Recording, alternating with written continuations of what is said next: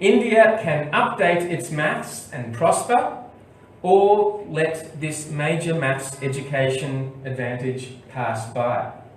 Because what we've got to do is we've really got to think. So here a long time ago I got some media coverage because, well, you know, people thought I was good at thinking and using my brain. There's the brain. We've got to start using all sides of the brain, all different modes of thinking as we educate our children. So there's a sign that you're probably very familiar with. There's an image which is very, very upsetting. It's upsetting to me. I can't imagine how upsetting it is to the people of India to be going through such a period of drought as we enter an age of climate crisis. So big problems demand that we think bigger. Where is the courage? Is there going to be courage in India to fundamentally fix the huge problems that your country is in dire need of fixing?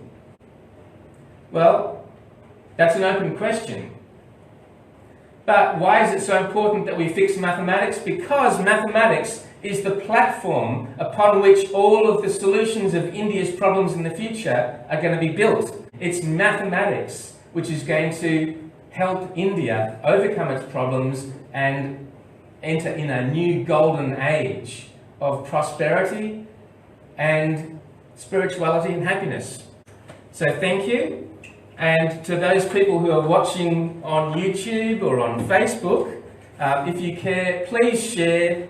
That's the web address. Prime Minister Narendra Modi, if you ever get to see this video presentation, I hope that you share it, that you embrace the vision of an Indian renaissance on Indian mathematics. I'm here at your service, Mr. Modi, so please, please, please, let's explore how we can work together.